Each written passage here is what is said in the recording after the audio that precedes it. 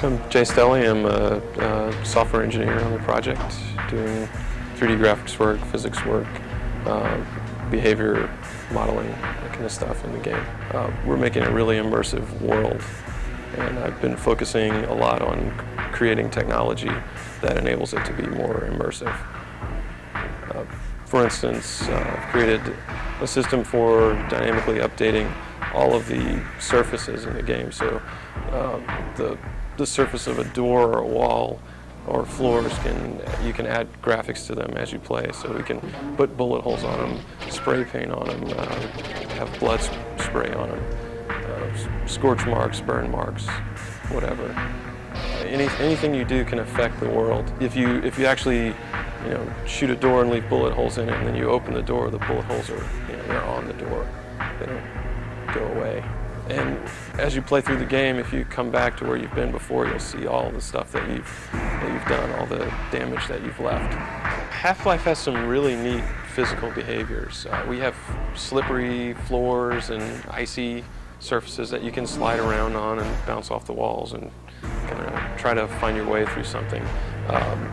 One of the sequences, you come up on this wet floor and you slide around on it and fall through this like atrium, through glass, and it breaks and just glass shatters and rains down.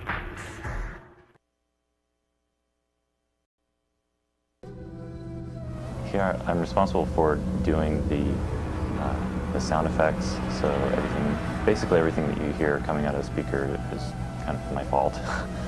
Then I also do the music, and then some of the sound programming, which is the digital signal processing algorithms.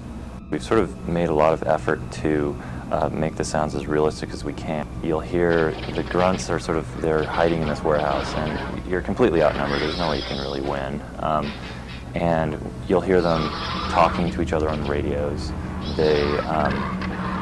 They'll sort of do things like throw grenades at you, which will bounce around, and when they're shooting at you, as they inevitably do, you'll hear gun sounds that change very subtly.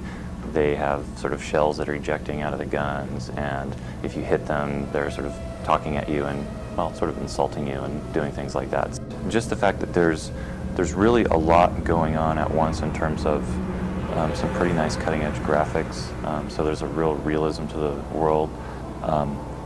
When you combine that with some fairly complex sound effects and some really interesting monster behaviors, I just hope that people really sort of get sucked into the game, so that you feel it's sort of this living, breathing place. And if you sort of play this game on a giant monitor, you can kind of get scared. I am, at the moment, the designated writer at Valve. I'm responsible for overseeing the script and story elements of the game. The scripted sequences allow us to tell a story without taking you out of the game. And every time you play, you'll find different events happening. Things will happen with a completely different flow. Every time you go into a new situation in the game, it can unfold in a completely different way. A lot of people look for this kind of spontaneity of gameplay on the internet, and they play Quake Deathmatch, they play with other people for the feeling that anything can happen. We're getting that feeling back into a solo play game with Half-Life, because the characters and the creatures in the game have sufficient artificial intelligence that every time they encounter each other, there's no way that the player can predict what's going to happen. I can only imagine what sort of things people are going to see when they play this game that none of us here at Valve will ever see, because every time someone plays the game, it'll be a completely unique experience for them. I primarily write the animation system, work on the tools exporting of the animations, and then other various little engine tweaks now and again. The main advantage with going with a skeletal animation system is primarily memory savings. If you were to store all the vertices and all of the different frames of animation, you'd end up eating like half a megabyte of memory and only have a few seconds worth of animation. But if you store all the bone information, just how all the bones twist and stretch, it ends up being a couple hundred bytes per frame. That way we can get 30, 40 seconds worth of animation per monster in a couple hundred K, which is a major memory savings. One interesting side effect is that the bones and the skin on top of them are completely disconnected. So I can take the same animation, the same motion, as you see with the bones, and put a different skin on top of it. Change the heads, change the textures, change out any body part, put a gun on the hand. When the monster plays our animation, the gun automatically moves as the hand did because we store all of the fundamental animation of the character, which is the bones. A big goal was making it so that the animators would get exactly what they saw in 3D Studio in the game with as little loss as possible. In fact, there isn't any loss.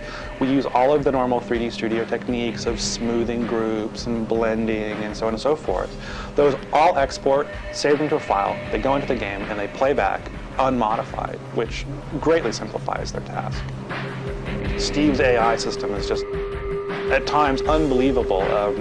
I walk into a room with 3 or 4 monsters in there who don't have weapons more powerful than me, but they outflank me and I die. And it's just like, that's finally refreshing of not going into a game and completely devastating all their monsters who just act like, you know, ducks in a shooting gallery.